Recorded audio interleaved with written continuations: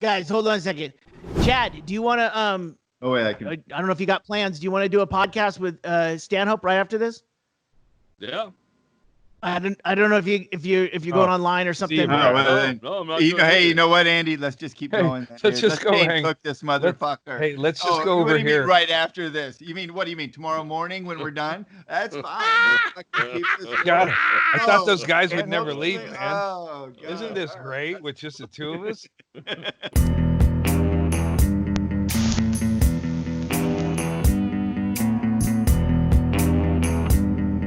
On his face, like now it's just the guy. I don't know, something like that, because these friends of yours haven't chosen to be on this podcast. So. Well, one of the Bear boys is in that picture, I think. What's great is the way you can, like, at the end of, like, when this podcast is done, however many episodes there is, then someone can go through them all and do like the fucking, cop, style detective whiteboard thing where it's like Andy is at the top and then down it connects out. The Merritt brothers chart over here, yeah, the big, in a way they all like strings connecting each. Like, this guy comes back. It's quite the fucking group, I can tell you that. All right, cheers, gentlemen. Yeah. Oh, yeah. I was gonna drink a beer. Good afternoon. I started early with Frank and Kara from Canada, listening to the Todd Snyder concert. Okay, good. Is that live or is that a Yeah, recording? Todd Snyder live streams every Sunday morning. It looked like it was canceled. It said postponed on the thing, and then last night, and then I looked at it again today, and it was ready to go. So I was thinking maybe he was just like enough bummed out, felt like fuck it, I'm going to take a break, and then got re-energized and decided to do it. Yeah, they're really great. I love them. Every Sunday morning at 9 my time. It's about an hour and a half, and he plays all kinds of songs because that's great. Trying not to cover the same material, but he's so fucking high. He's like sober like Mishka, he smokes so much weed. Wait, is he wearing a shirt? No, he doesn't wear shoes. That's his Mishka thing. Instead of no shirt, he's shoeless. But it's like, wow, man, I wish, he triggered me. I was like, I got to go smoke more weed just watching Todd Snyder sit there. But he's so fucking good. It was like a throwdown? Todd Snyder's great. Yeah, what's that? And it's just him. It's just him doing songs. Him in his space. All right. Well, good afternoon, everyone. Thanks, Patreon subscribers, for being here. We love you. Patreon. We'll just hang out here for a little while. And all the ones who try to figure out some more shit. I got several gratuity gifts from people, and I hope you guys get them because they're like fucking little. No, Christmas listen, bro. bonuses. Listen, dude. Listen, they're from the episode before when you said whatever, and I was like, hey, yeah. So what's your Venmo again? Yeah, I have no problem with you putting up your Venmo and people contributing directly to the cause because it helped shut the fuck. I got on the phone with that bank and everything, and they made Bank of America. You had a they made a mistake with the first one, or they'd added it all on there or whatever. But ultimately, it was I did a good cop bad cop thing inadvertently. You can guess which cop I was. I was like, Did you bust out some of their windows with a hammer? Well, I didn't let somebody kneel on somebody else's neck, and eventually I was very nice. I was like, my daughter worked at a bank, and it's not her fault that but their bills are confusing, and the BA is a fucking predatory situation. So I was like, I treat it like that, but instead, and then bad cop, and then I think bad cop scared it into motion. But once it's all clarified, but all that money helped, and I got some weed with it and got caught up, and it's like, because I was leaning into that card more than I thought, because I'd run out of money. Do that. You should. And I'd go, and at first it was going to be only me dealing with that card, but then I was like, I'm running out of fucking. I can't sell anything else. Once your financial crimes have been exposed to the light of the day, they start to fucking feel like real crimes. I went to take bottles and cans back. I don't mean real crimes. I just mean you shouldn't be using one credit card to pay off another credit card. No, it wasn't. That's a terrible idea. Yeah, you know what I'm saying. So But I went to one morning. I went to take cans back because I was out before the donations got here, and it's like they've accumulated, but there's bags of them and shit. You're the can guy. So I went, huh? It's fine There's if a you place take that does cans so back. quick, Listen, it's fine if you take your own cans back and get the They're money. mine. If They're you mine. stop on the way there at any dumpster.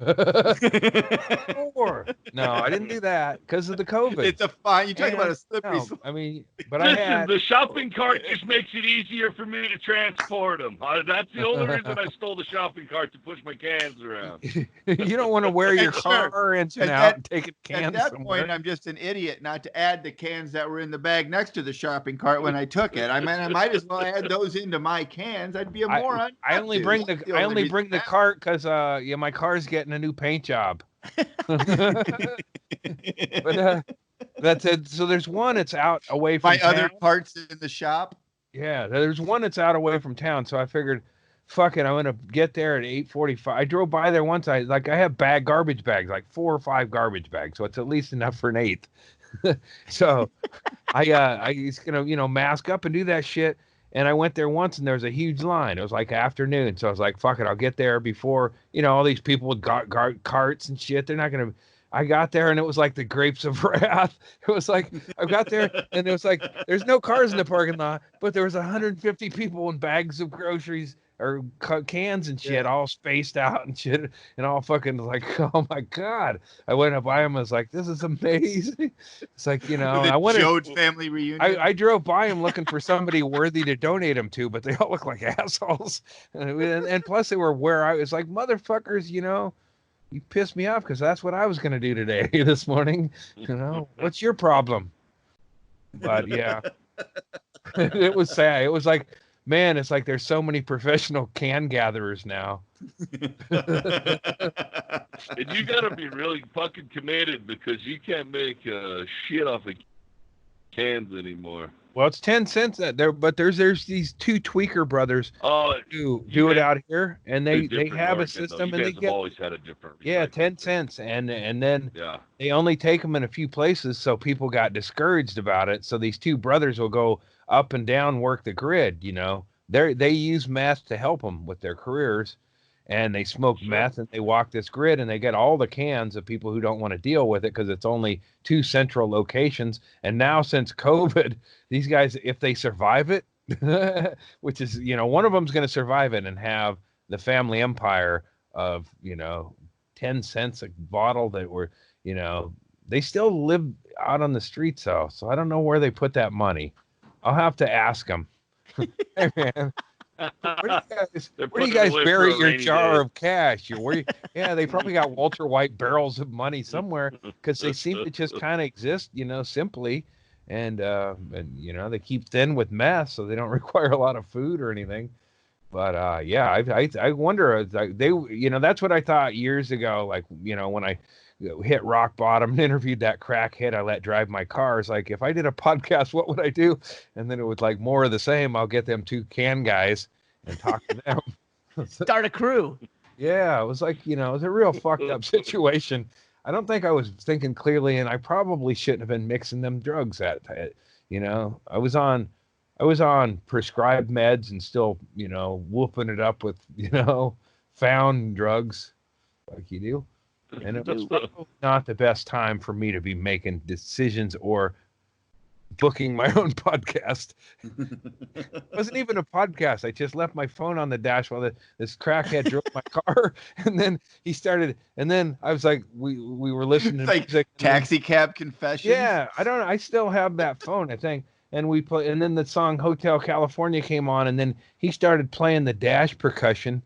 And I had no choice but I don't know what I played, but I was like, I wasn't happy with he was fucking doing some Neil Peart beats on my dash, but he was on crack, and he was an urban survivor, and I was trying to learn, He said he was a ninja. That's how I started hanging out with him. Because I think the thing about ninjas is they don't tell you they're ninjas. Yeah, exactly.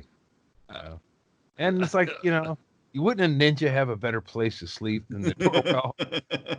It's right out in the open, man. It's in the light. He He could have told you he was a wizard, and you still would have fucking hung see out a with him, ninja man. sleeping, he's not a ninja.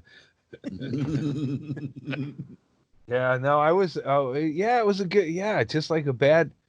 I don't even know what drugs I was doing that night, but it was like I got really drunk, and then I was sleeping in the back of a hotel, and so was he. We were both thirsty. And, I remember being the responsible person and going, I could use a drink too, but I'm not driving to Circle K. And he goes, I'll drive. I'm like, all right, because I knew it was like talking to, I wasn't being a Karen, but I knew if something bad happened, I wasn't going to be the one the cops would. You don't have to be faster than the bear. You just have to be faster than your friend. Exactly. That's when you fumble with your, I know I got a white privilege card somewhere. AAA Costco. I got an insurance card. Doesn't this suffice, sir? I ask you, good sir, would I have insurance? Were I not? Oh yeah, that's what I was like. I wasn't racist but I didn't know very many black people, and my dad was. Like I said, as a kid, I used to go ask autographs from strangers when I'd go to big cities, and thinking they were famous athletes or whatever. But when I went to college, I ran scams and I used the black guys, and then they told me some of the shit about how people follow them around stores, and I used that to be the guy. But I never asked them to steal, and nor would I. I just made them asked them to look like they were stealing enough. But you didn't ask them to steal. You just followed them around the store and pretend you're shopping as usual. And use them as a distraction. Exactly. All you have to do is walk around and look naturally suspicious. Yeah, you talk to the guy who wants to get high with you, and you get high, and then maybe disarm that bell. Lets people know that somebody's coming into the sporting goods store. That was very profitable, and it worked for everybody. And I never hold on, Andy. You had someone disable like the notification when someone walked to the front door? We went to the sporting goods store where one of the team knew somebody who worked there, and they would go. Your team. The team I took stats for, so I ran with. They were my team. There was no I in scam. We were all even partners on everything, and I'd say now we have a title. I would say they race influenced me as much as I race influenced them, because I says like, how about this? And we ran ideas, and it was like, that's how it should be, a think tank of ideas to go at. Because the corporations are all of our enemies. Yeah. Dude, but the best one was because it was like, I also saw that, I didn't take them up on it, but they said I could come in and bang the chick they were banging. I was like, really? It's a different guy back then. They wanted to give her a break. I was a different kid back then. And I didn't understand, how that, I just, my whole experience was like, I didn't like wrestlers that didn't leave the ring when the other wrestler tagged in. So I didn't get it. But it's like, that is such a perfectly apt analogy. And Jesus. But they told me how people followed them around the store, and I go, well, do that at this thing. And then, and they weren't cameras back then. So, a couple uppity security guards following my friends around the store were a great distraction. And I had no problem jamming meat in my pants or anything like that. And we would all have a nice barbecue, but I didn't realize it was like, the best one was the bookstore. They just would talk to the ladies. Probably some of them would later end up in that room being double teamed by the Masked Adventure. And no, that ain't a good wrestler name. Big Jack, Big Jim, and the Masked Desperado. I was like, come on, man. I think Torpedo Fist fits here. Torpedo Fist would have been.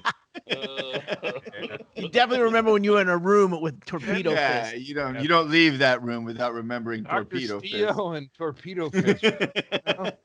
Come on, man. Somebody's, count them out, disqualify them. But you know what? They don't care about that shit. It's not a title belt situation.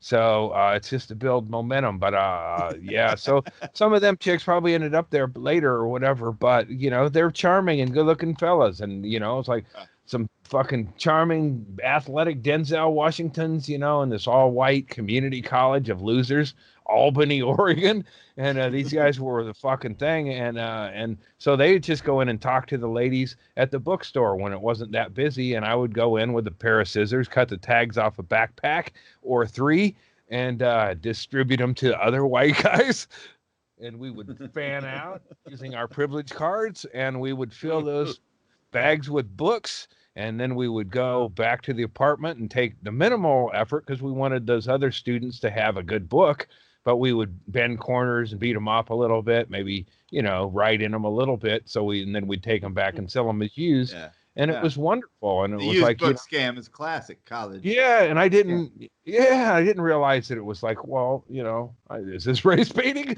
I mean, we're all partners, but I'm using the fact that they're black guys as a great distraction for white guy crime.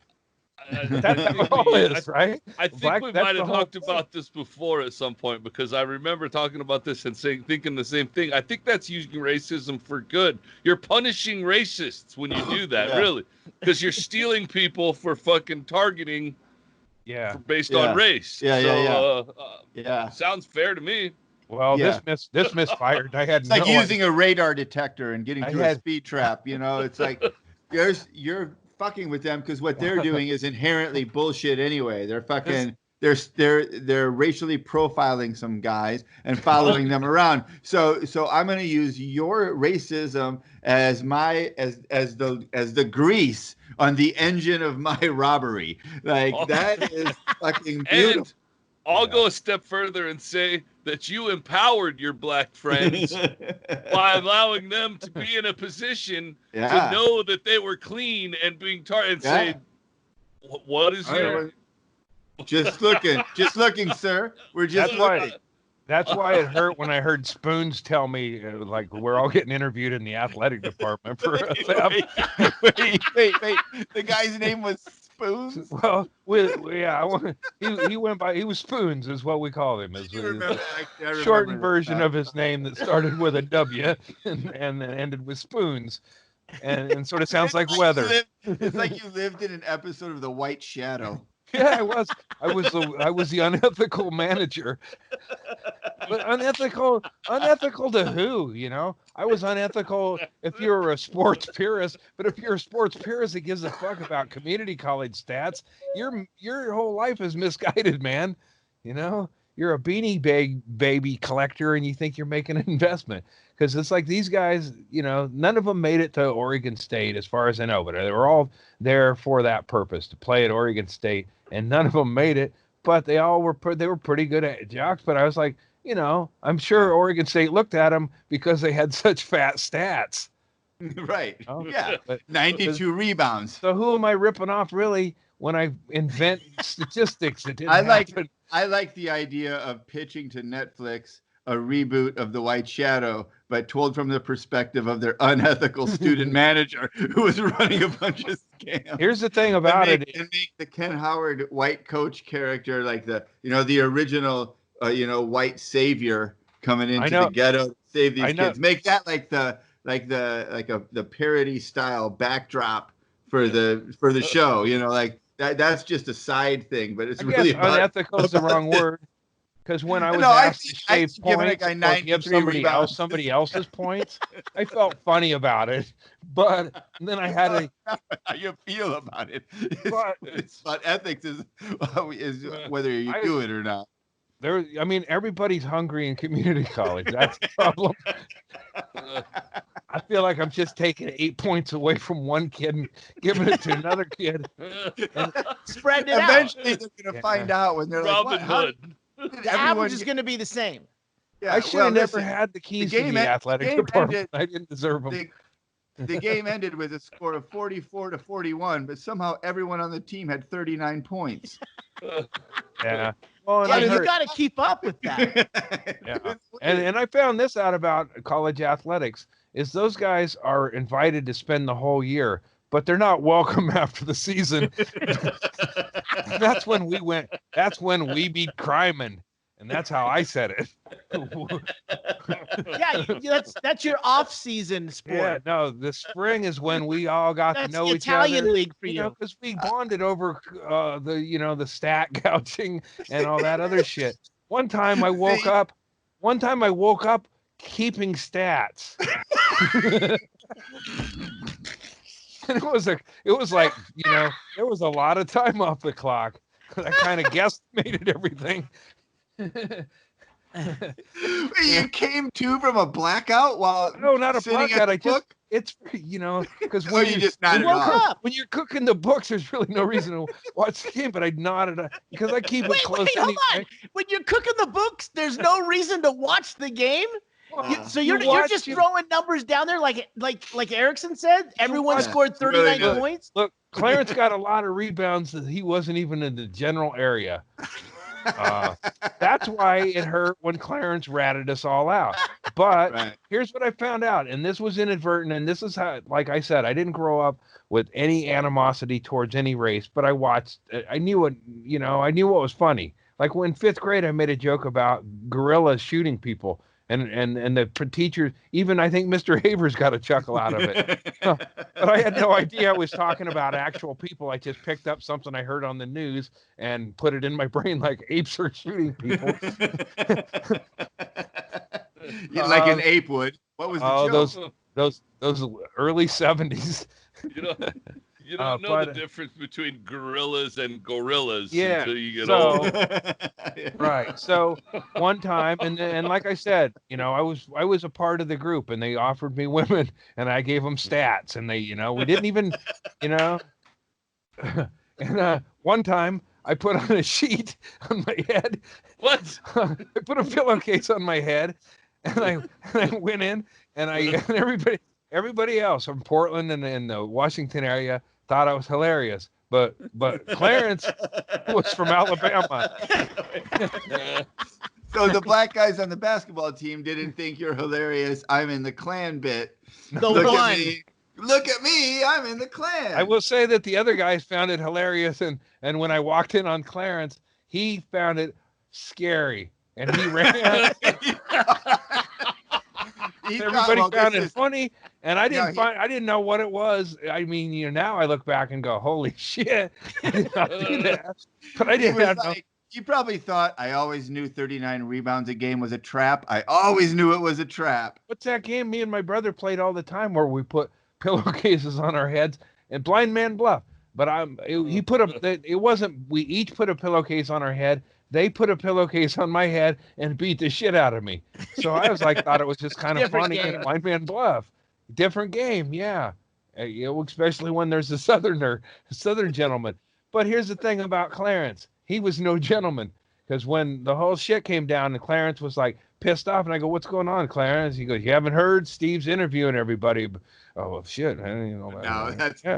Because I was like, about what? Because it's got to be narrowed down for me. Because we had about 15 irons in the fire at that point.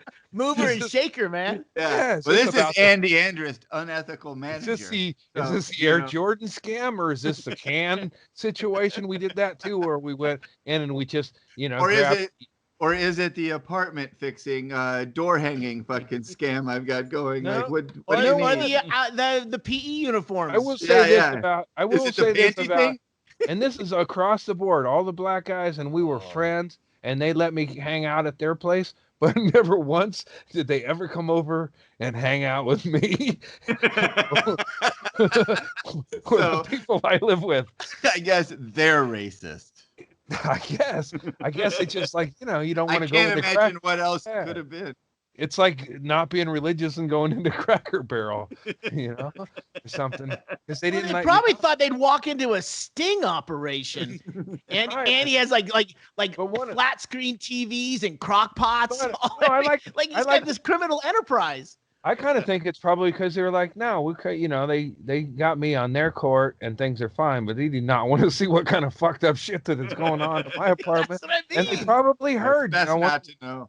One of my roommates was on the team, And he probably, it's like, I destroyed furniture and blew shit up, and people probably, it was a small community college, and we all shared the same women apparently. So, so the reputation was there, but I just find it interesting thinking back to I never once remember them ever.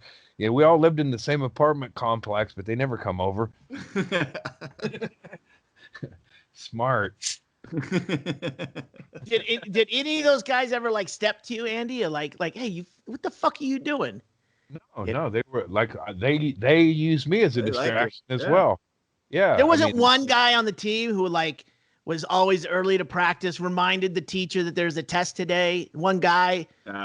These guys were. No, you're talking about community college basketball players. I understand. I got an AS degree to a from community college. There was 3 of them that were legitimately talented. Clarence, he was a bitch. Yeah, and that's what Clarence told me. Or Spoons told me is Clarence is in there singing like a bitch, and that meant, and I didn't know the lingo or anything, but I got from his general demeanor that it was a bummer, and then when I found out it was involved with the sports room theft, or as they called it, or whatever, I was like, and it's like, I was like, man, is Sensei in there? Because I gotta know what to say, the karate, I got rid of the key, but I still kept the belt out of pride. I also took sparring gloves because I didn't like the way he sparred with me. I didn't mean to kick his lady.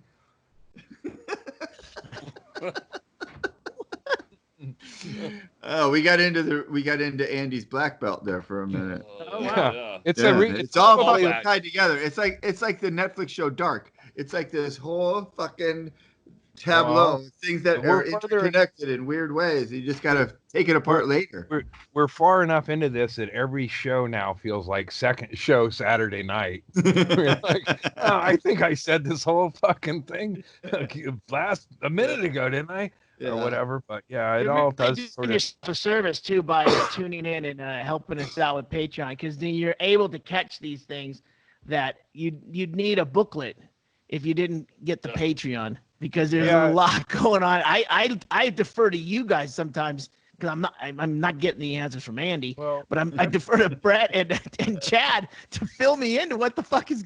I defer to Doug and Tracy were talking about how Doug and Tracy were talking the other day about how I listen to the podcast after it's out, and I go, well, yeah, I'm a fan. I want to follow what's happening. I can't always follow it during the podcast. Yeah. I've heard one podcast 4 times. The drowsy dog. And that was one I just kept going back. It was just too much to unpack. And I was later too. It's like, cover the drowsy story beats correctly.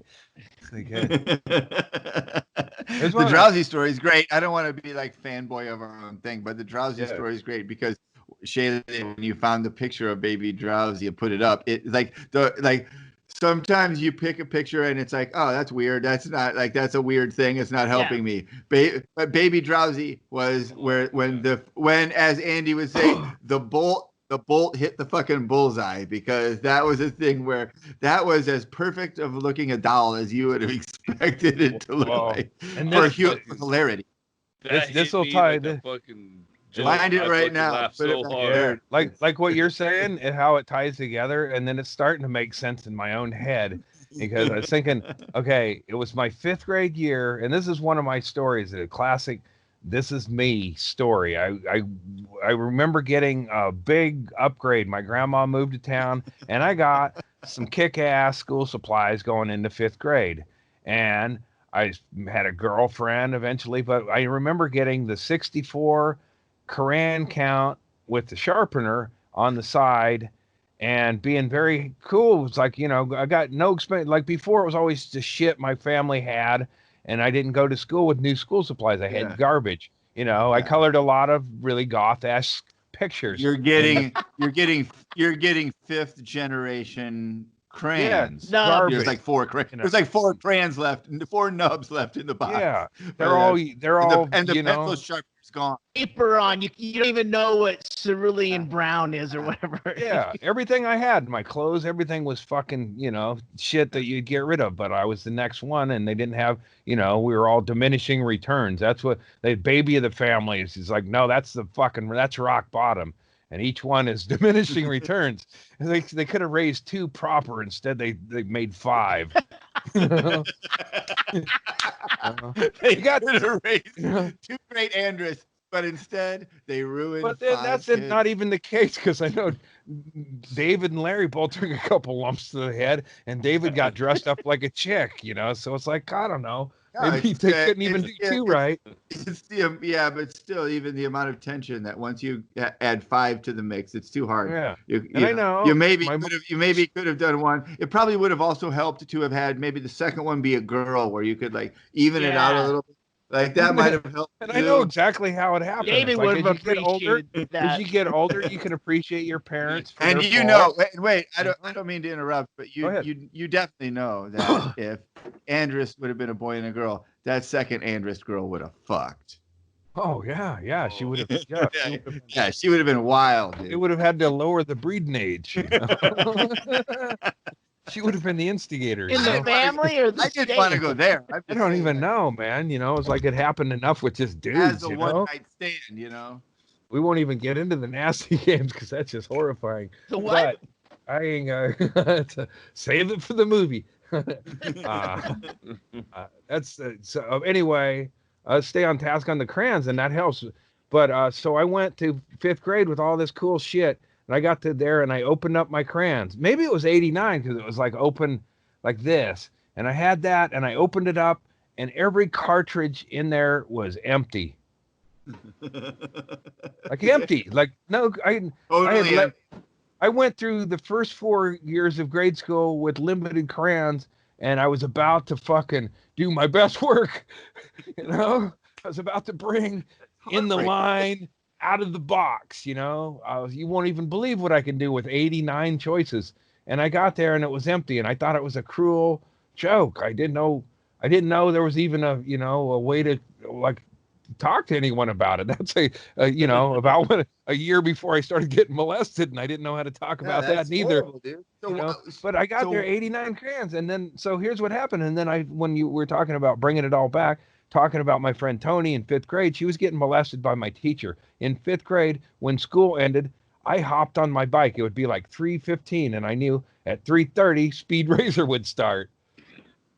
My friend Tony was getting molested by the teacher, but I would hop on my bike and ride home singing the Speed Racer theme.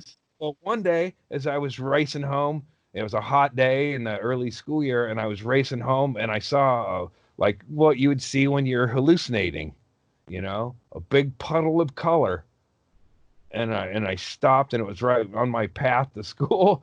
And I looked at it and it was 89 crayons melted together. So someone stole your crayons and dumped them in the street? No, I went to school fucking probably, I'm very inattentive in case you don't know. You just dropped all your crayons out of your backpack? Yeah, I carried the box upside. Keeper, probably. I guess I was all excited about it. At some point I fumbled with them. Not all the way, just half a way. I fucked with my box of crayons, and they all just dropped out of the cartridge. And you didn't notice 89 crayons dropping out and hitting. That's like a pound of crayons. No, I didn't notice my girlfriend was sucking the teacher's dick after school, neither. I blame Japanese animation for being so fucking addictive because I get on that bike and I would go, here comes Speed Racer. He's a demon on wheels. I'd throw the bike down in the driveway and run past and my dad would say something sarcastic. And I was like right into that shit. I love Speed Racer. And you know what? That mysterious racer is his brother. Spoiler alert. No, I'm sorry. I'm not covering up for nobody no more. Mysterious Racer X is his brother who disappeared not long before from the circuit. We all have our chim-chims, you know? Our chim-chims to overcome. Oh my God. I always thought when I grew up I'd have a monkey in my trunk. Instead of on your back. Yeah. Well, What a euphemism. yeah. Bullseye. Nicely done, Shaylee. I'm sorry, I had to take a fucking couple deep breaths right there, guys. I'm in support. You just won the 100-yard dash at the '68 Olympics. Yeah, I did. Well, if COVID gets spreading through the herd, I might win. I might win in 2020. No, 2036. Yeah, that's the. What was the Hitler Olympics with 36? Yeah. 36. 2036. Look for me in the sprints. 100-year. Look for me in this. They won't guy. call them sprints. They'll just call it 200 meters. They won't want to put a stigma on it, you know. However you make 200 meters, you know. People aren't used to breathing air right now, and that's. I love that Eugene's opened the fucking marquee, or it hasn't opened it yet, but we have the marquee Olympic Stadium of the future, and you know, hey, it was fun, and it was at least it kept people's minds off of it. Yeah. It's like buying a radio station in 1991. Yeah. Hey, you guys want to start a big band? That was my grandpa. That's what killed him. He started a big band too late. And it was already a flooded market. Yeah. So he had to do way novelty too late songs. then. Wouldn't that make him like a Weird Al Yankovic of the day if he considered it's like Bill Andrus and his novelty orchestra. But they're doing parodies of other big band tunes. I don't think we have any actual music from. You got to listen really closely to the clarinet. He's playing it hilariously. Yeah, Well, there was Spike Jones. Wait for it. Yeah, Wait for it. but he did. He he worked the region, I guess. Yeah, sure. Don't we Andy, all? I just noticed that is a lot of stripes on your arms. What rank are you in the fake security company? Oh, here? These? That's just so I can. It looks like it looks like military stripes on your shoulders. Oh, it looks like rank. I don't know. It's a Popeye shirt. I didn't even know Popeye. Wasn't Popeye just a sailor man? I didn't know he was like, Admiral. He was an Popeye. admiral. That's what kind of leadership does that show? This guy's not even worth his shit unless you got fucking garden greens, Look, fucking shit, Then he's a maniac. It's like, fuck. That security guard is really easy to outrun. He's really got his sea legs. Yeah. You can't eat spinach your way to peace. Fucking hothead. You just think that it's the spinach. The spinach doesn't give you license to pee people. Oh, he doesn't have any stripes. Spinach was the bat. I don't know what they call it. But I hear, I did this for a lot of consumers. I know I'm lucky here in Oregon. We don't have a spike. And I noticed a Ross Dress for Less was open. And I went in there and I was like, I'm doing this for a lot of shut-ins. And I wanted to get some socks, but I saw this shirt for $5.99. And I'm like, fuck it. There's a lot of people who want to aimlessly throw some fucking money at some stupid shit that they don't need. And I'm going to do this because I'm an American and I can. And that's what this country is built on. Did you set your bags of cans down outside of the Ross before you went in by the door? No, and I stole a pair of socks on Reflex. I'm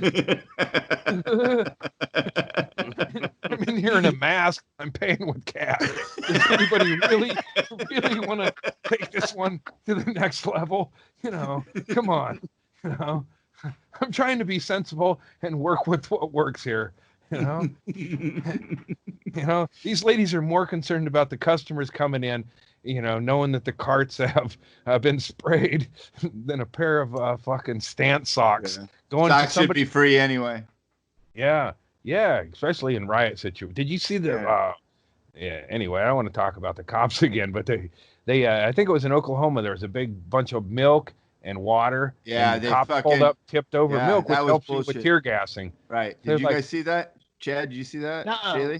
There's a video of somewhere in Oklahoma City in one of the parks. Someone had set up around a tree in the middle of a park, like a circle around the tree of gallons of milk stacked up in like pyramid style. and it was Waters. so people could go back and get milk in case they got tear gas. Flush their eyes. Yeah. And all of a sudden, a fucking a pickup truck comes screaming up, pulls up, squeals to a fucking halt next to the tree. 2 fucking guys get out. They start fucking taking the milk and fucking smashing them on the ground and busting them wide open. And then people come running over to stop them. And they're like, fuck you, fuck you. And then a bunch of cops come in and around, like actual non-undercover cops, circle around them. And then they proceed to fucking dump all the fucking milk out. Sure.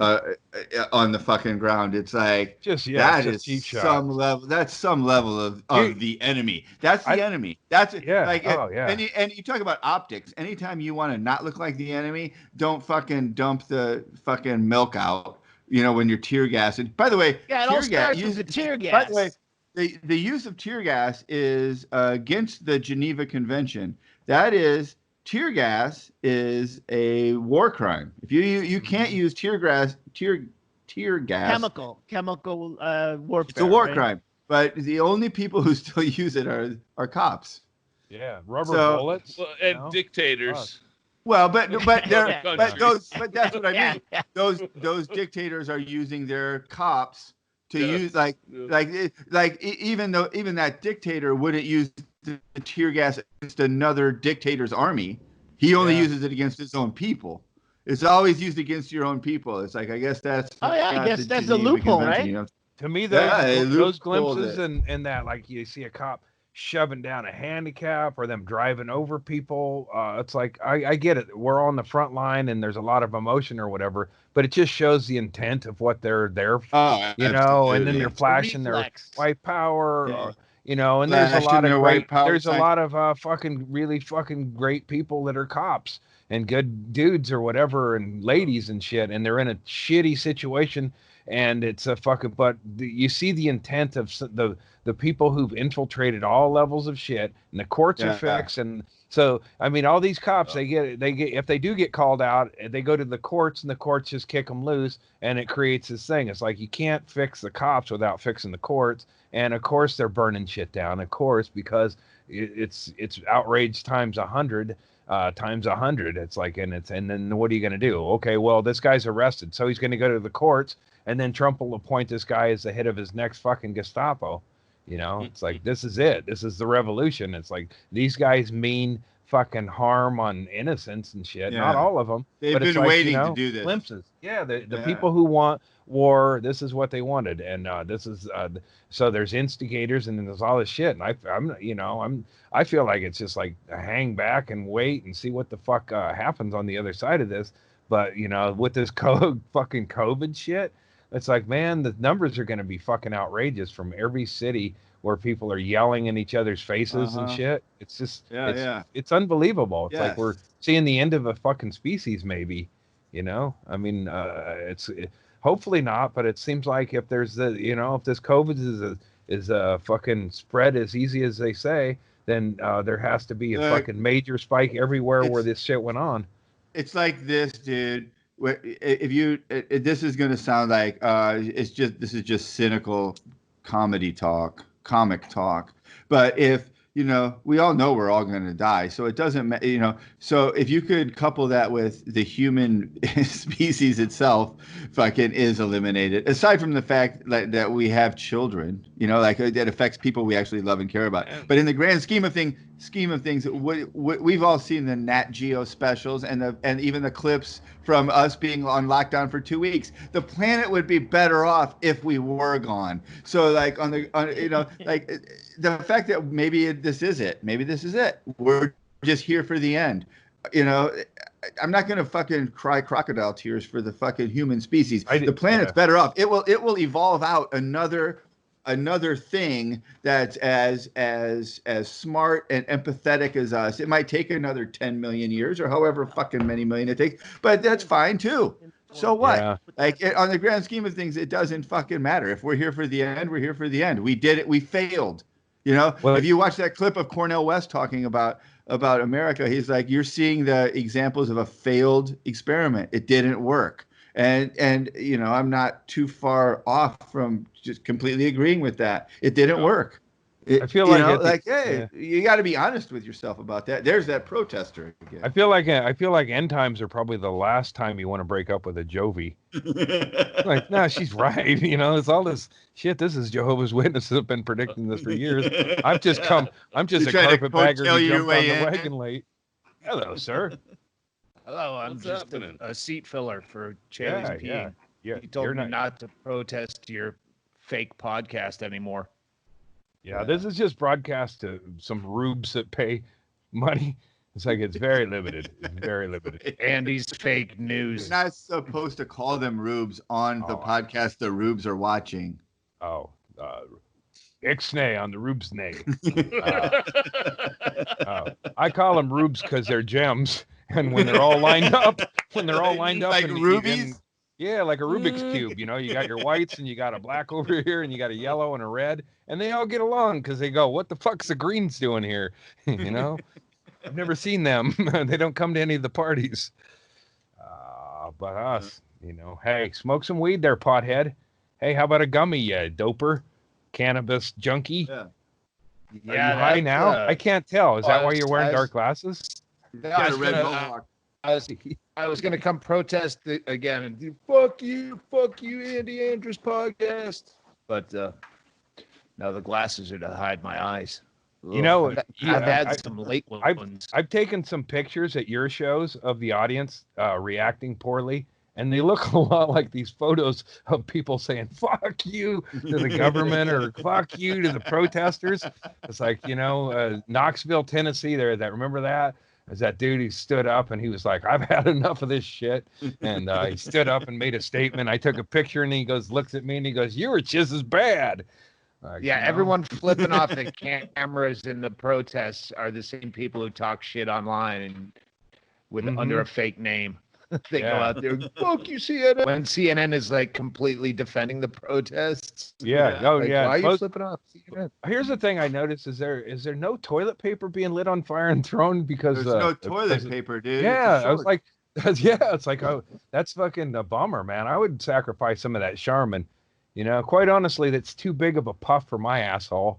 What are they trying to do? It's like you can just one wrap and it's like you're doing your ass with a softball. If I know anything about you, Andy Andrus, there is no puff too big for your asshole. Yeah. So I'm saying don't throw a whole roll of toilet paper out there because people are desperate and they need it. But that shit balls up. You just put a little lighter fluid in it and then in your mouth and then you throw it, Come on. Now? Is that live?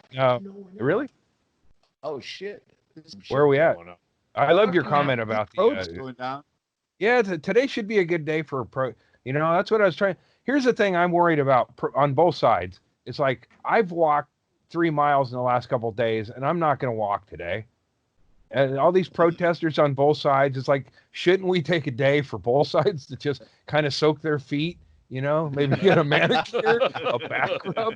I don't feel like the Civil War is going to be fought fast unless we have a day's break. Everybody's out there all, let's face it, both sides are a little fat. Sundays for mani-pedis. Exactly. Monday, most people aren't working, It's like fucking bring it out on tomorrow. Monday. Yeah, but when you're live tweeting these riots or just like, they last way longer than a football game. That's 5 days of heavy drinking. Fuck the walking. It's the drinking that hurts. And I don't know how it is in Bisbee, but here it's terrible with the coke. I can't get any cocaine, so it's like trying to tweet an event like that. It's like shit. It sounds like from a distance that you're watching the New Year's coverage from around the world. It's like it's got Anderson Cooper. Griffin. Yeah, Kathy Griffin's no longer there. You've probably already talked about it, but I was watching yesterday, how close it's going to get to Brett's place. Right there. That's Fairfax and third. Yeah. And they're moving them back. Are they moving them towards Brett or away from him? Have you thought about putting red cups of milk out? Yeah, I'll do it. There was a fire last night on Melrose, and it was next to and I don't know what the building was, but next to it was a Starbucks. And the Starbucks has this big outdoor area. And I was like, Mitchell and I are sitting there. I'm like, oh, shit, that's Starbucks right there is where I was sitting when I got my iPhone stolen. Like, you know, like you have these memories. Like, oh yeah, I fucking know that. So there's place. motive. Yeah. Yeah. So let it burn. Fuck it. See, what I said earlier is I don't, you know, I don't like shopping under duress, but like stealing something, I have no problem with. That's why taking something from Robert Evans' Inner Sanctum is way more meaningful than running into Target and snatching, grabbing whatever's stealing on the is fucking 26th aisle. Yeah, well, maybe. What do you think was in that Robert Evans urn? That little, remember? It was like that big. Yeah. We gave it to the driver. It said, just go sleep somewhere for 5 hours and say that you're on the clock. And then I presented her all with, over town. She goes, did you steal that? And it's like, good night. You should know what was in it, Andy. I'm sure you opened it to see if it was cocaine, didn't you? At this point, is Robert Evans is dead, right? So I could ask Slash if I run into him. Doug, you're in those circles. Ask Slash what I took from his buddy Robert. Does he remember Slash was like him and answer? Everyone's so fucking bored. I know. Slash probably show up.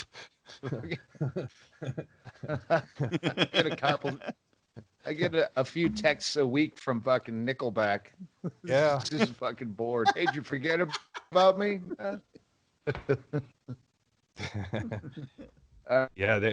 All right, I have to go podcast. Hey, if I never see you again, it'll be because you're dead. But I love you. Or I'm dead. You know, maybe I'm dead already. What's this? 2 days before it airs? The whole thing. I was thinking about having a Bisbee protest on at the compound because private property. Well, here's what I want to do is burn our own shit. I want to do a national protest of people without masks protesting that they brought plastic bags back without our permission. It's like now everything's put in these big, heavy, thicker plastic bags that rattle. And it's like, when did this happen? Well, I didn't vote on this shit. So it's like, I got Junior Stop to go out last night, and he went to like a Kmart where nothing was going on, and he's calling in live reports like Chad Shank's police beat. He's just on speakerphone, just to himself. Couple of dogs on the grill. Yeah. I would imagine Junior's spot is away from things, but yeah, if you got a bug out of there, Erickson, you're welcome to come join my overthrow of the cult. I just need numbers. I just need members, and then I can say, listen, I'm the head of the house, so that's 2 votes. As long as Mink's not in your Airbnb, I can stay there. No, fuck no. No, I call it my apartment. Here's your Charlie back. All right, fight the power. Power to cut your hair. Did you just say white power? Hey, you hear what you want to hear. I'm the artist. I just put the art out, and then the person who receives the art hears, we can say any lyrics. We can say anything means about whatever people with the editor. I mean, that's the thing. Is like when I talked about that going into this being a hothead a while back. This was before a lot of stuff, but I was just having what you would normally gripe about, and it was an Oriental guy, so I just had to swallow it. But it wasn't the person working there; it was the person who rented the truck right before me. But I was like, but I was like, in fact, I'm so, aware of race and that if I just let loose with anger with a guy who happens to be, I can only be mad at white people now. Yeah, right. Legitimately, I can only go unless somebody's just really over the line. I don't feel right about calling them on it but I see some white dude, I'm gonna fucking charge with a bat. Go, you fucking dick. and then you're gonna find out he was mentally ill, and your headline's gonna be like, he has Asperger's. He's a fucking autistic man with a bat because he didn't move in line fast enough. And calls him a chink a bunch of times while he beats him with the bat. Well, if the first couple months of the quarantine are any indicator, I'm perfectly okay with beating myself. Stay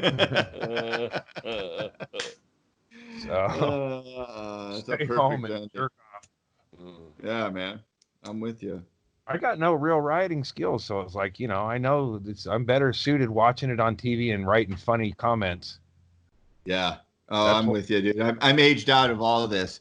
We were like, we talked about this yesterday, Andy. We were talking, and you're like, "Hey, how are you?" I'm like, "Oh, we're good. Like, there's a protest, but like, because your location being in Hollywood is like Mitchell tweeted something where you could hear the helicopters and the sirens from your balcony. We're flying right overhead, but we were going to go for a bike ride, and I texted Andy. I'm like, "Is it white privilege if the protest has made me reroute my weekly bike ride? Like, my white girlfriend and I want to go bicycle pedaling, but we have to change our path and go through a different park because our park's being busied up with a bunch of protesters." We were going to fill our backpack with vegan choices at Whole Foods, and yeah.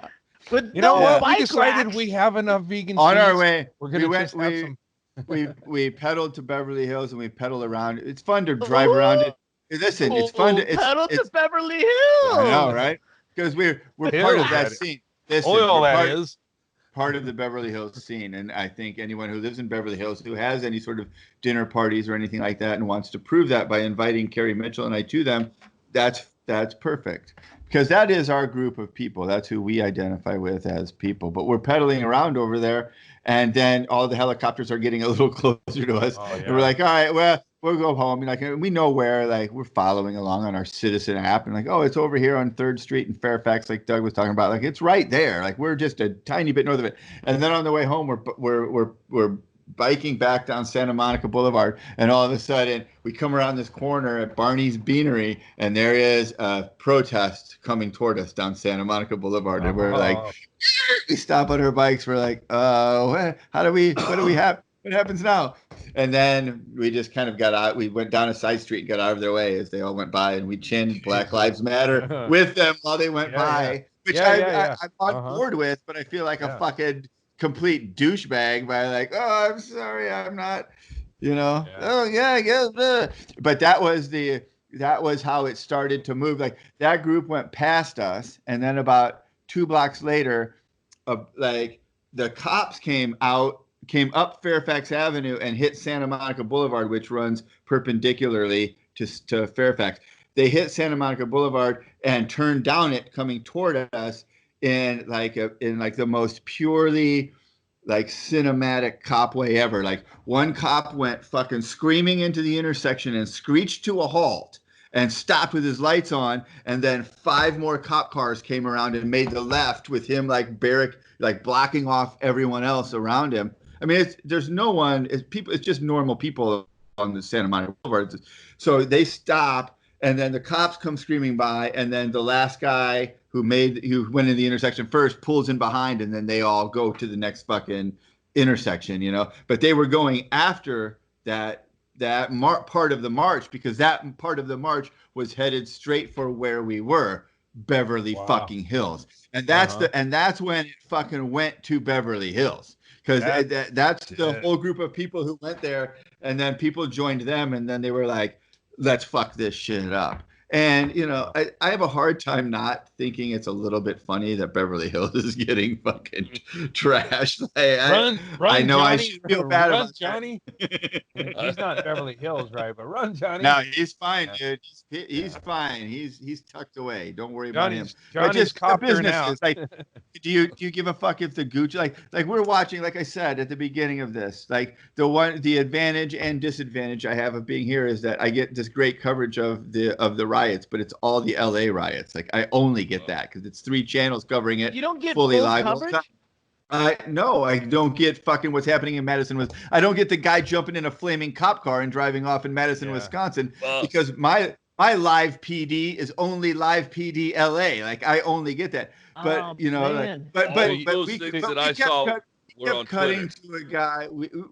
But we kept cutting to a guy who was Unicorn Riot. He was on Rodeo Drive, and he was going down the street like, oh, they've got it blocked off, but look, they already busted the window of the Gucci store. And I'm like, oh no. I should feel terrible about the looters busting the window of the Gucci store. Like, of course they did. That's what happens in revolutions. The proletariat is fucking pissed. That's what happened. It's like when Russia went down. when the czars of Russia were killed, they had all these Fabergé eggs, and like the proletariat seized everything, and they didn't even know what they had, and they're getting things for like priceless now, and they were selling for like yeah. But they just knew this. We're taking everything that has a gold gilt to it. Yeah. Exactly it's like right. they say history repeats itself as like an album, and it's been skipping for long enough. Now somebody just fucking took the fucking needle off and fucking broke the record. We're about to do new history that we haven't relived here. Yeah. It's about to fucking get I think today, may be fucking just as fired up today and maybe more focused. That's I mean, where are these fucking Republican fucking guys that like that run the government? It's like any kind of fucking assurance that we're okay. It's like they're all gone. It's like, wow, we're kind of all on our own, and that feels good because it's like, good, but don't come back and act like we're gonna fucking listen to you after this. It certainly is the truth of the situation. I tweeted this right before the show. It hit me. I was like, I always wished and hoped that Donald Trump would quit. I just wanted it to be official, not practical. Like he has essentially quit. He has been in nowhere. He is just kind of hiding. I mean, he was not good at leading in the easy times. He's definitely not going to be good now. But and that's whatever. But he's got to be like he's practically quit. Like he's not. Well, really... the thing is here's what I see. That is like this is so fucking widespread and everything. There's no way the Republicans are ever going to be able to fix an election, suppress a vote, because they will try, but they will be met with resistance. Dude, it's over now. It's got to be over now. There's zero chance that enough people will vote for it. I don't think anybody. This isn't even on them is going to win. This isn't even there's no way you can vote for whatever the status quo is right now of continuing, whether you're on this side or not. Like you just have to, it's going to go the other way. You're going to vote for something different. Set the riot aside and focus on the unemployment and the fact that we're all quarantined from a deadly disease that we might have. The pandemic if that doesn't piss you off, well, shit, think about them kids in the cage again. It's like Trump is like the guy that has the monkey's paw or whatever it is, where he makes a wish that just every wish he makes it worse. He's like, oh, a pandemic. Like, I wish this wasn't such a big story. Okay.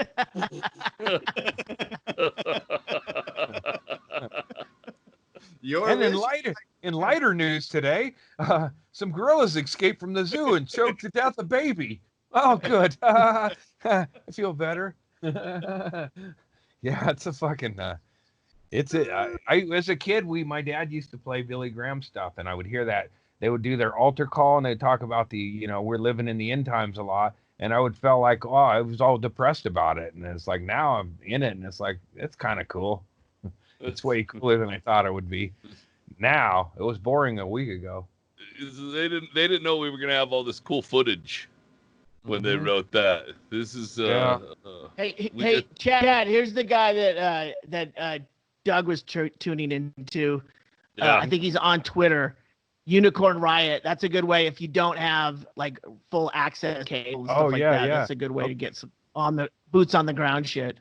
Yeah. I'm tired of the networks will do a lot of interviews, so there's like wicked cool footage, and then they'll break away for it's like in a sporting event when a fight breaks out on the field, and then they go, oh, some fans acting up, or I know, show that, because that's not sport, and like, oh, that's something you don't like here to see. 3 days ago, Doug called me down at our place and is like, hey, don't you guys like fun? Like, what? It's like 7 o'clock, 5 o'clock, 6 o'clock, somewhere in there. And I go, what do you mean fun? He goes, there's no sports, but I've got riots in different cities on all the TVs in the fun house. And he was tickled like it was like playoffs in the fucking in the NFL. And you could see, and this was 3 days ago, so it's not like tonight. We need more TVs right now, because it's fucking more. There's daylight Philadelphia riots where they're smashing cars in front of cops. Yeah. So I mean, Are you that was 3 days ago that we sat and watched for You hours. might want to mix it up with some music for a bit because it's kind of fucking cool to have all that Little Todd anarchy on Snyder? screens. I was doing Pink Floyd, you know. I did That's The a little Wall, on the nose. and then I had a Twiddle concert last night. They did a live one, and I watched that while I watched the coverage because it's like too much yakking and shit. But I was back and forth between 3 channels. But there was a, you know, you could just see the bubble of, you know, when people, it's like a scrum and then it runs one way, but it's like I said, people's legs got to be just fucking wicked tired, man. It's like Doug was convinced last night that Don Lemon on CNN was drunk, and I'm like, yeah, well, like words and stuff, and I go, hold on a second, he been up for 5 days straight. Yeah. He hasn't gone to sleep. He's exhausted. They're doing 1 hour like tag team, like a guy would come in. It's insane. The coverage is nuts. Yeah, it's a fucking each new step of this fucking thing, you know, of whenever the fucking downturn happened, it's like each new step is like, it'd be nice to just get back to being quarantined without fucking hate riots and fucking you know, or let's just get back to, you know, what it's like hard to envision what was the last thing you were really fucking pissed off about before you heard COVID was here and we were, you know, like the last fucking, this isn't my hamburger. You know, you got my order wrong, you fucking asshole. I ordered a mushroom burger, not blue cheese. Yeah. No, it's gonna take it the other way. Mean that, you know? Yeah, no, it's going to be the other way. It's going to be like, man, I wish I could just go back to the time when all we had was a pandemic and a race riot instead of this fucking volcanic ash that's fucking floating through the air that we're all sucking into our lungs. Yeah. Christ. Oh, great, the aliens are here. Right. And they're fucking, they got crossbows. Ah, Jesus. I'm too weak to pull back my string. Crossbows that shoot lasers. Yeah. Oh. And they're rapists too. And they're filming it and broadcasting it and mocking us. Yeah, we're the #1 show on their planet. Pedophile aliens have landed with crossbows. We're the planet of Mr. Havaria.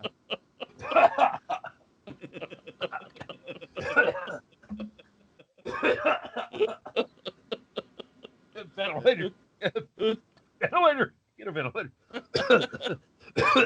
You got it. Did anyone else notice, going back to the first podcast, that Andy claims he may have shot an arrow through that posted sign, and his only evidence is that the corners chipped off where they hang the sign from.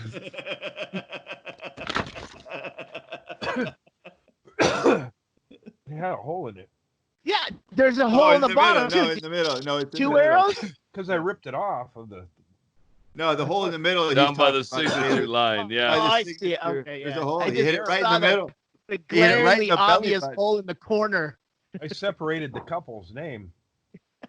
Yeah, you got it. Good for you, dude.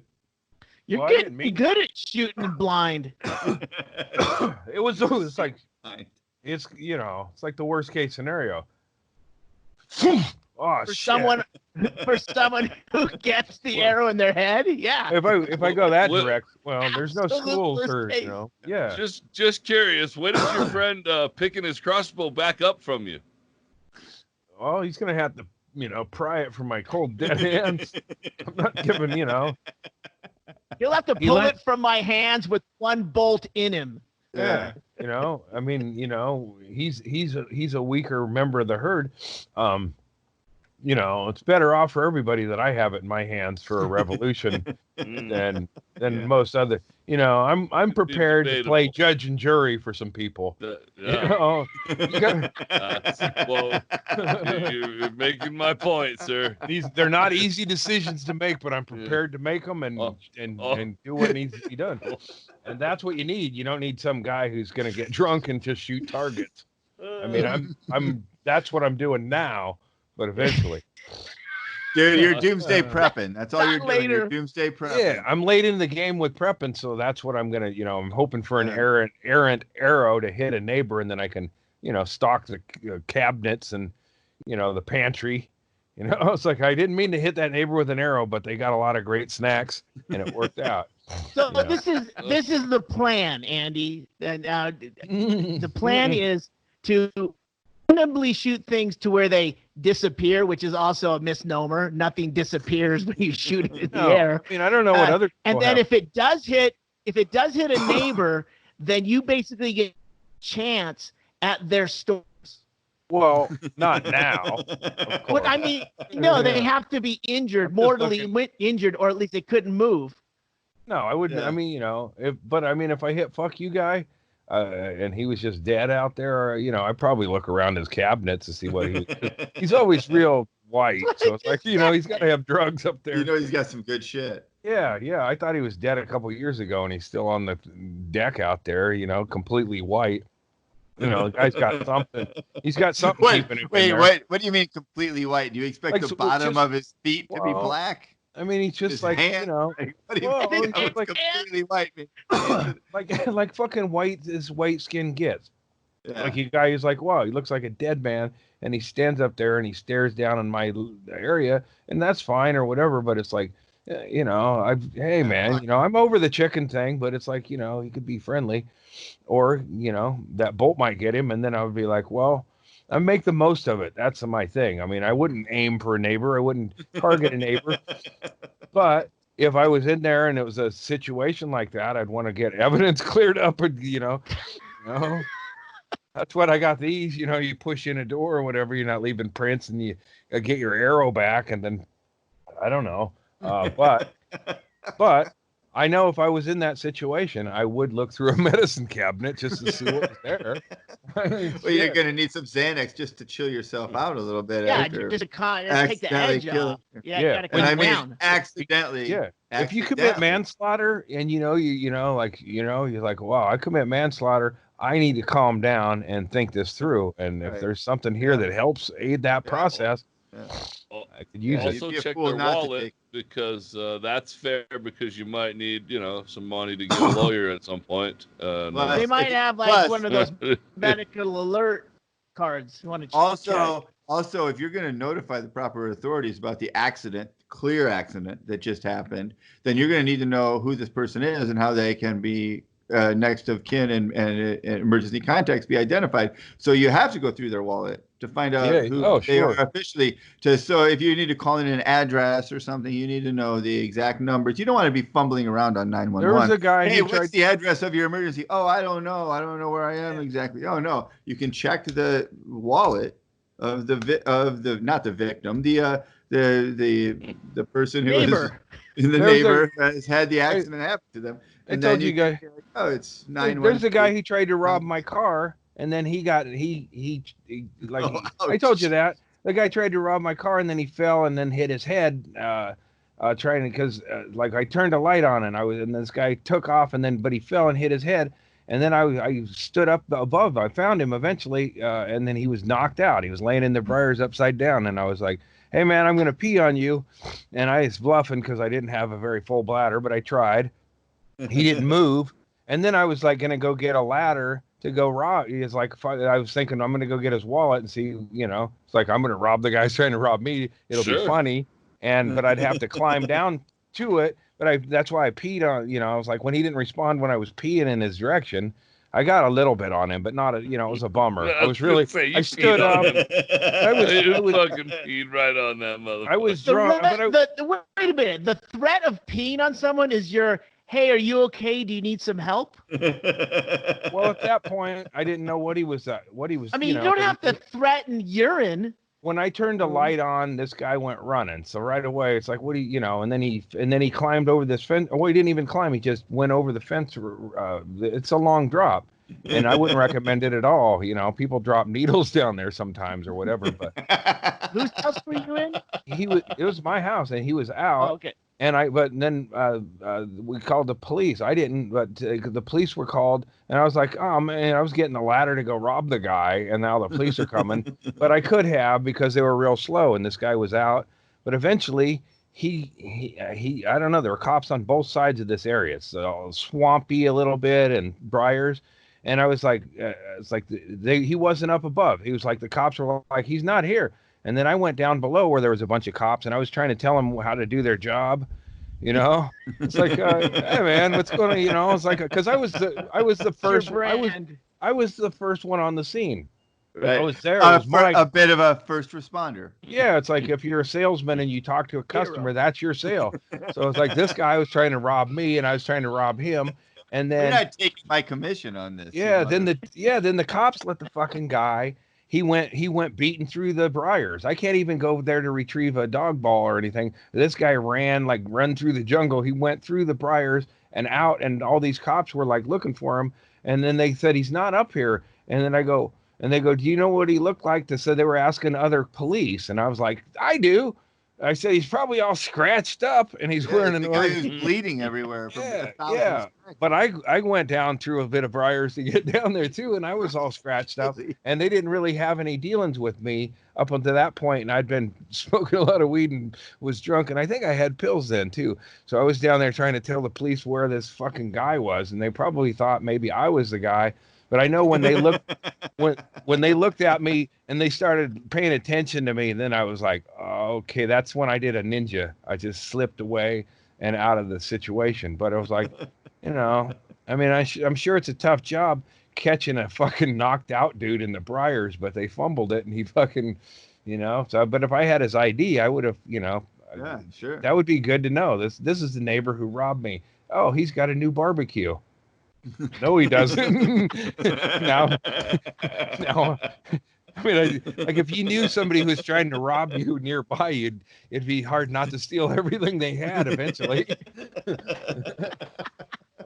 Invite them over sometime. It's like, hey, that's my shit, man. Yeah. Remember when you tried to get in my car 10 years ago? Andy's the strangest superhero.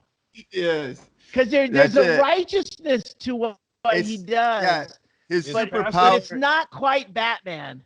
His passive aggressive. Yeah. I fight crime with passive aggressiveness. And he's Admiral Andy, security guard. Security. Yeah. I always feel like, you know, like that kind of shit, revenge and all that shit is like, wait for it. Sometimes, you know, Sometimes all you can do is steal some asshole's barbecue grill. Sometimes that's your only avenue of fucking justice. That's all you can get. So if that's all you can get, take it. That's what you need. That's fair. That's the way the world works. But you can be an asshole about it, because I was at Inman's place once, and he said somebody stole his barbecue, so he went all socialist. And he went and took another neighbor's barbecue. Yeah, that's not what it's like, about.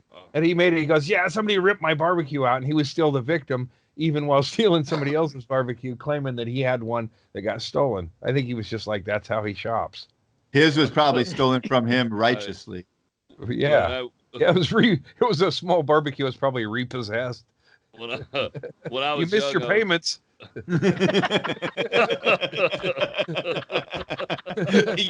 he bought a Smoky Joe on fucking layaway. I still have half a propane tank.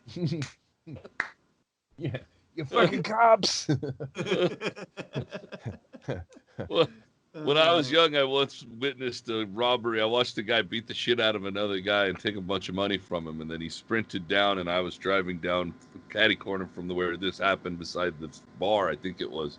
And this guy ran down in the road and started fucking hitchhiking as soon as I got next to him, and I pulled right over, and he jumped in, and we went down I talked to him for, I don't know how long, a couple miles. It doesn't take very long in Alaska to be in the middle of nowhere. And as soon as we were in the middle of nowhere, I pulled over and beat the shit out of him and robbed him. And took all the money that he had robbed from the other guy and left him on the side of the road and took off. Wow. I'd like to say that I took the other guy's money back to him, but I didn't. I was going the wrong way. I went on home. I really wish we could have submitted our watching a theft story in advance, because I can't. One I have just happened, but I didn't become a vigilante vigilante and a criminal at the same time in righting a wrong. Yeah. Yeah, There's- that's like he- Two-Face origin story right there. Like, Yeah. I'm good, I'm Yeah. bad. I'm both good and bad. Right. Heroes can have an edge to them. Complicated. They're complicated people. Just because they're heroes doesn't mean they're not people. Yeah, I mean, The Heroes- Hulk, heroes man, need beer David money. Banner, man, troubled. in real life, Dexter wouldn't have a great career, so he'd probably take a little money. You know. Right. Blood spatter You expert. Like, that's justify even it. really a thing. Come on, man. Yeah, like they take cases to court in Florida. Yeah. Right. Right. Oh, high-profile murder trial. That's right. He's gonna get shanked in prison, or he won't make it, Yeah. or whatever. Yeah. Skanked in prison. We'll just settle out of. I would get please. skanked 6 months. if I went to prison. I would get skanked. Maybe not now, but 10 years ago, I'd get skanked. To be like, put some lipstick on, bitch. Skank. Means I'm a whore, probably. Oh. Oh, Yeah. Not now. oh, I mean, passed around. I would guess It- even desperate men in prison would see my, come on. Your early pictures. Yeah. Oh, yeah, yeah. Who are you? Yeah. I've seen Well, you now, I mean- somewhere. Well, Yeah. but that's like Issues with like- Andy's got to be huge in the pen, Inside, I'm sure this is a very popular podcast. Well, I don't know if you guys know this, but Bobby sent me a picture. Is that what you're Bobby? talking about? Yeah. I was Bobby about to sent- say Bobby actually asked if we could somehow put this on JPay, and so that he could get this podcast in prison. Yeah, Wait, yeah, I There's don't a know if pri- that's a possible thing. Oh, well, how about But we in- just get it for him as a gift? yeah. In the Well, meantime, he had a picture of Stanhope he showed to pedophiles in jail to see. I don't know what his numbers are, but I was like, put me, it's like I worked as a pro back then or whatever. Then I, sent a picture. So he's gonna, so we're gonna compare me and Doug's sex ability to pedophiles that are incarcerated in prison. Is it the picture of you in your Boy Scout uniform? I went with leaning the one against with swing the set? I went with the the old school one where I look like Children of the Corn, but I put it in black and white in case there were some older prisoners. So you think it was old time? Yeah, like It I was thought like of that the a bold- 1920s? I was I thinking thought of it was a bit Brooksy, of a Brooksy bold and move. like Brooksy and Shawshank. Well, that's a Yeah. dish.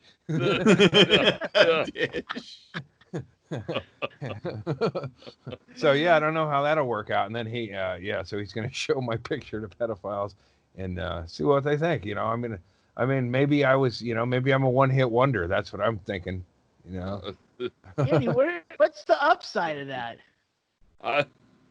Then I'm an 5 adult, minutes of. then I'm an adult and I- they can't get to my child.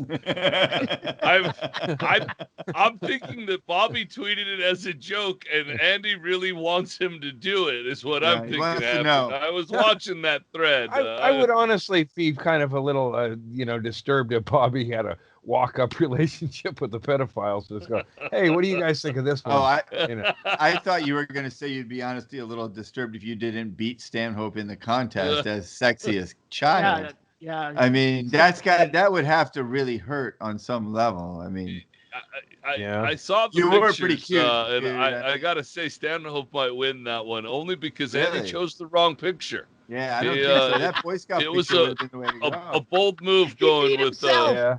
Yeah, I it got was it. a bold move going with too old of a picture of a. He was too old. You were almost a man at that point.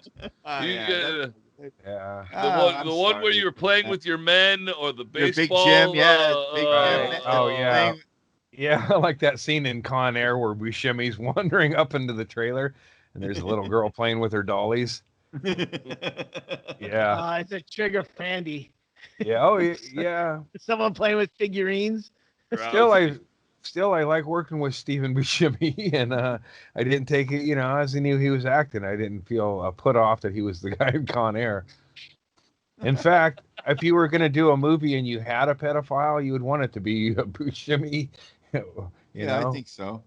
because it's like, it definitely goes, well, that's not the kid's choice, but if you got a fucking handsome one or whatever, because kids get involved, it's like, well, coach is fucking cool or whatever. But Buscemi, it was like a, rough loving. It wasn't. Hey, how you doing, kid? Yeah. Yeah. You look pretty handsome. Come here. Oh my god. Snaggletooth. Oh, Jesus. Yeah, you might feel a little bit sorry for him. Like, well, maybe, fucking the Yeah. kid's the only kind of fucking he's going to get. Poor guy. He's a little Sometimes bit on the Andy side. gets going, and it's like, I know this is really better for him that we don't jump in. Like he starts. Yeah, there's sometimes going, where it's cathartic, very cathartic, and it is one of those things. And that was definitely one of them right there. It's like We're here therapy. for you, Andy. It's like the therapy where I feel really horrible when I said too much each time it's over, and I consider killing myself. Like, oh no, what have I done? Yeah, we'd love to tag these jokes, but we don't want to be associated with them in any way. No, you want it to develop. You want to see where he's going, and at the same time, like, yeah. So do I. Until I I don't get want my there. voice in this. Yeah, it's like, oh yeah, this will be fun. I just keep going, and then I'm like, oh, what am I doing here? I took a, this Is the that wrong you on place. stage? That's true words yeah. right there. Yeah, That's true words right there. This whole thing has been a revelation on that. It's like, no wonder. Not just the light that distracted me. It's everything. Wait, Andy, did you just say Shaylee was right?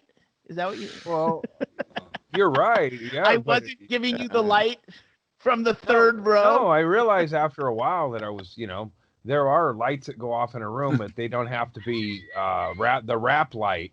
The wrap light should come from a specific place, and I never paid attention. Light sources. And literally every, not every, I shouldn't say literally every, 90% of the clubs you play and rooms you play will tell you what the light is and where it's coming from, and ask you at what point during your set you want to get it. 2 minutes, 5 when minutes. I run out of 2-minute light, 5-minute light. Yeah. Then so they'll tell you like, oh, it's above the sound booth. You'll see a thing. It's a flashlight or it's a red light. Like they do tell you that. Yeah, like when it's going Shaylee really does too. Shaylee especially holds the light and goes, "It's gonna flash like this." Well, and then he goes, "Oh, I thought you gave me the light." I go, "From where?" He goes, "Up in the balcony." But those are shorter time frames too, and I don't have a concept of those. They're like, You just said do it in this. 20 minutes. I know, and then it's like it's like those old flash bulbs on the top of the camera. I see those all the time still. Magnesium Yeah, instamatic. and then it's like, but when I could do longer sets, I'd say if it's not a place that was new me, so it's like when I run out of steam and it looks like I'm not gonna get it back, that's when I'm done. But yours are like more, like they're on time purpose? limit. Yeah, and then there'll be a light. Oh, So then I was like, they're attached to time. Is that what you said, Andy? yeah. My flash is attached to time. It's weird. There should be a light bulb going off above your head right now. Well, I'm gonna get a Thomas Edison book at the library, and I'm gonna make my own. Like Maybe I Albert should have fucking just got one of these. I don't know much about light bulbs, but you shouldn't smoke meth off of them in Amsterdam. I learned that. You guys, I think with most of you fellas. This is how much I love you, Andy. You always are perfect at telling us when the show should be over by giving us the topic for the next week's show. Because last time it was waking up on the set of That's So Raven.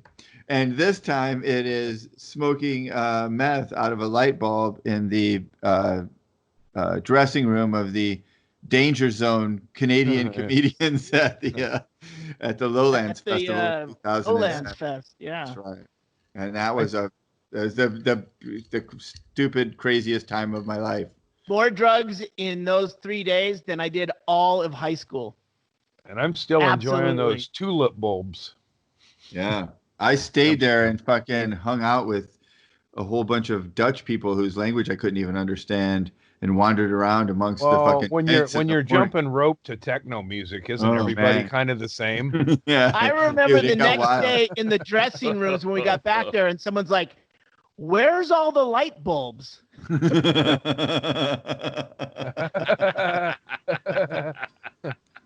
was Dude. Mr. Passive Aggressive has been here. Yeah. I see Jason Rouse here all the time, who I've grown to love. He's fucking great. I love him. But he was one of the Danger Zone comics, and it was like, yeah, all the light bulbs in our dressing room were gone. I'm like, oh, how that could have happened. The festival was it was 15 years ago. Yeah. Doug and the Unbookables went over as two separate groups. Wait. It was Doug and the Unbookables, but was James Inman there? No. Because it was I'm pretty sure he had a lot to do with that. I think he booked it. He invented it. It Happened, James so he Inman didn't book it. I don't get how that's even. But it's the How's that Unbookables. possible? Did you read the Old Testament of James Inman? Because there's a lot of Easter eggs in there that link. A lot of contradictory stuff from what came later. Yeah, that's the funny thing about all of Inman's babbling and shit. It's like you know, you're like the guy who got, you know, you replaced the lead singer 15 years into the band. He's Gary Sharon. Yeah, he's Gary Sharon. I was gonna go with Brian Johnson. Yeah, he's one of those. Oh, no, he had hits.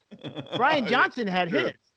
Gary Sharon got his fucking walking papers, man. Who took over Styx after Dennis Young?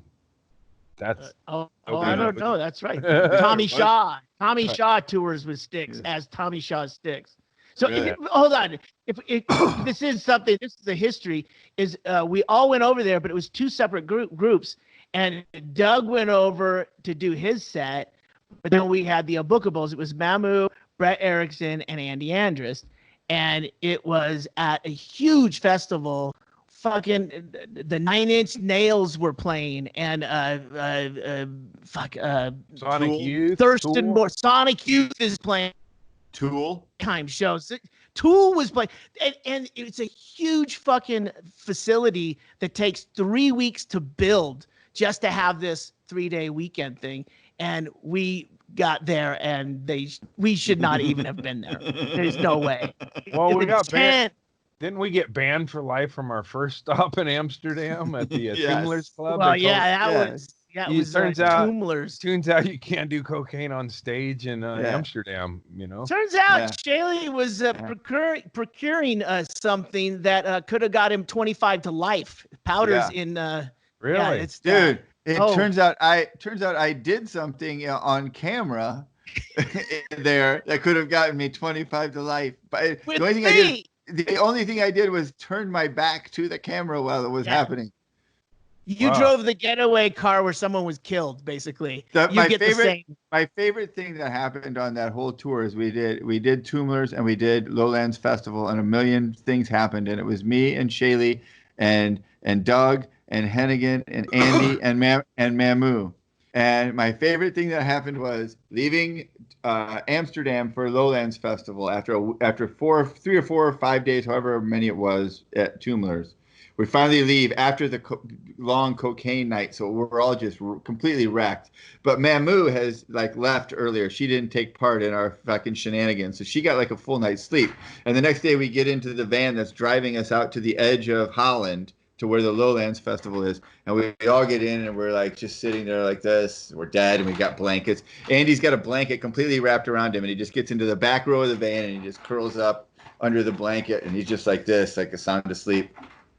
And we start leaving Amsterdam. We're driving through the city, and no one's speaking like always on the next day drive. No one's talking. You just drive. And we have a driver, so we're we don't have to even worry about that. We're all just sitting in there. But Mamu is not hungover, so she's like, "Oh, look at all the houses! Oh, aren't they cute? Oh, look at this one! This one's great! You guys, look at this picture! Look at that house! It's amazing! Oh, I would love to go into one of those kitchens. I would just love to see what's inside of a kitchen. I would just love to see a Dutch oven." And then out of the blue, none of us have spoken, and then that sits there for 10 seconds, and then Andy from under his blanket, he goes, "Well, you could come back here if you want to see a Dutch oven." And it was the dumbest, silliest, easiest joke that any of us could have made the entire fucking 2 weeks we were there. But it was the funniest one. The dude could have driven into a tree after that. We were all fucking laughing so hard. It's no one would blame him. You legitimately, Mamu, just asked 5 fucking guys in a van if you could experience a Dutch oven. You did it accidentally, organically. Yeah. We were in Holland. Like it could only happen in Holland. That's the only place that question could be asked and not mean what the other thing it could mean. It was the fucking funniest thing. Someone could actually stop over and show you a Dutch oven. That fucking beats Andy getting tossed out of the tent filled with Germans that he tried to sleep in. That beats jump roping with the fucking tent ropes to techno angels. Yeah, all of it. The Dutch oven fucking destroyed me, and fucking kills me to this day. God damn it, that was fun. Yeah, I remember it was the light bulb thing, and then I smoking it and going, "What is this again?" Yeah. Well, that's the other thing. That's naive, the other part of the story is that when we were at Lowlands Festival, Doug Stanhope was one act, The Unbookables was a second act, and then there were 5 or 6 other comedians in this big giant tent where the comedy happened. And one of the acts that was kind of the act that went up against The Unbookables for most outrageous group of wild men was called. You can't say that on stage in America. Right. Yeah. That was called The Danger Zone. The Danger Zone. And it was some wild Canadian comedians. And it was Jason Rouse, who I fucking love. And it was Jamie was Kilstein. Kilstein. And then the other guy from New York that was crazy.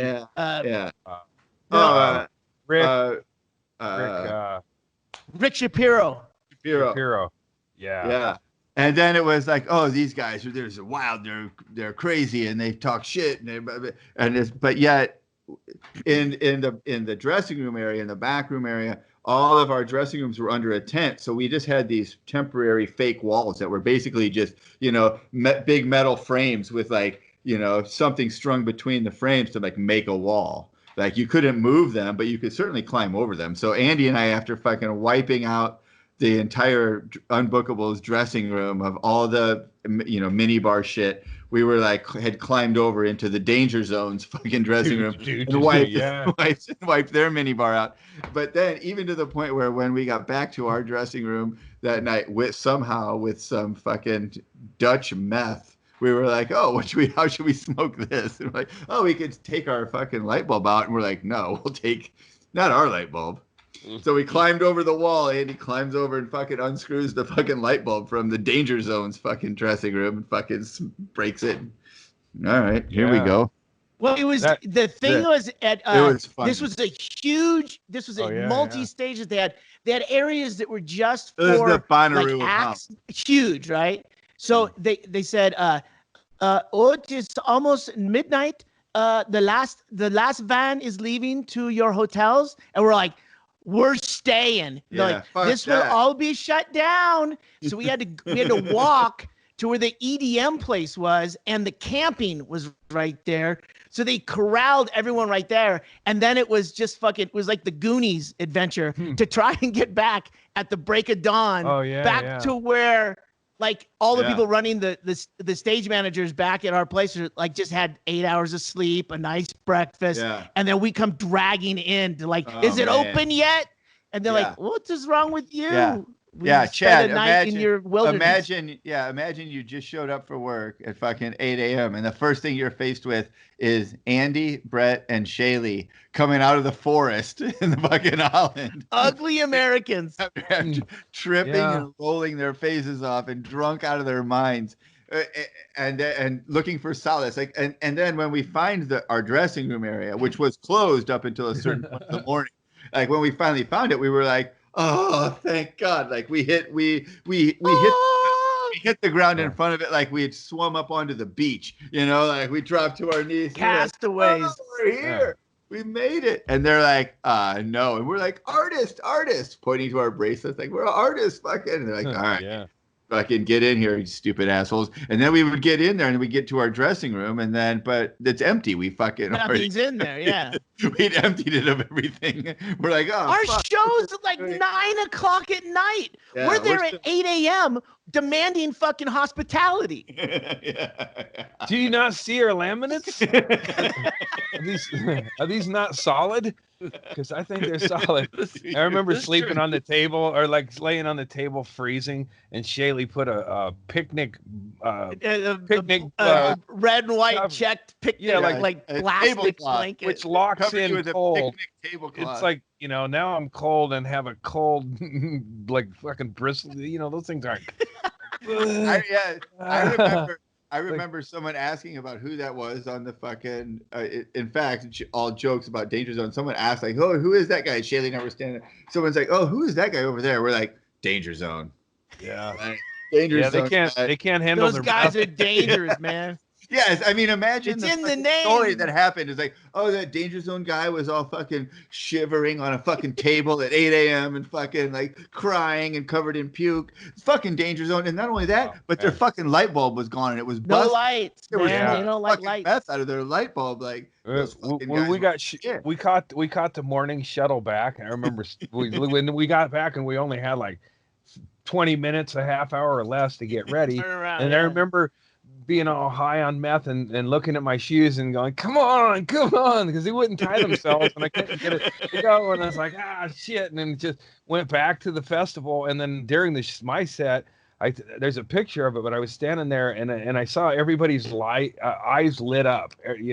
Everybody had demon eyes staring at me. And that's when I bailed on that one. Normal. You got the light from everybody? Every demon. The whole audience's eyes lit up like wolves. And that's what scared me. I got out of there. Time. Yeah, you jumped off like fucking 5 minutes into a 15, 20 minute set. You can't placate wolves. Wait, that's there's nothing you can tell these people. I'm not sticking around to do 15 minutes to fulfill some time obligation when the wolves show up, Yeah. I'm sorry. I thought that's what we hired you for. I know, but you didn't mention werewolves. A tent full of werewolves, I would have said, "Oh, all right. Yeah, I'll do it." I'll at least write some jokes that'll be werewolf related. Well, that's on us. Yeah. Historically, though, what's the deal? And this isn't this isn't to criticize my family, but we've never had a good go of it with meth. Almost to a man, and that's why there needed to be a daughter in your family. Yeah, the daughter would have been able to handle it. I would have been the one though, because I got good tooth enamel. Anyway, I could keep going. I don't care. I don't know what you guys are doing, but I think we're gonna have to split. I gotta ask you, guys, hold on a second. Chad, do you want to Oh wait, I don't know if you got plans. Do you want to do a podcast with Stanhope right after this? Yeah. I don't know if you're going online or something. No, I'm not. Hey, you know what, Andy? Let's just keep going. Let's go hang. Cook this motherfucker. Let's just go over here. Right after this. What do you mean? Tomorrow morning when we're done? That's fine. I thought those guys would never leave, man. Oh, God. Isn't this great with just the two of us? Like, this is the place to be, yo. Yeah. Hey, let's give a plug to Chad on his Twitch stream. You guys are fucking killing it, man. You guys are always on, and almost 9 hours yesterday I streamed, but like I said, that was mostly because people kept sharing all the news, and I was drunk. Drank a whole bottle of whiskey. It was bad. If our livers survive this, it'll be great for everybody. Yeah, we'll have a big after party if we survive this shit. Even if we don't, we'll let's do something with our ashes. Even if we don't survive it, let's get together. Let's get our ashes together and have a party with them. We'll let Inman snort them. But, he'll fuck it up. No, that's not a good idea. All right. It doesn't matter. Thank you, Patreon. Well, this is soft ending. Thank you, Patreon subscribers. Yeah, I'm a little gassy right now. I apologize. Like I think, yeah. I feel like it might be tear gas. All right. Cheers. See ya. Later, guys.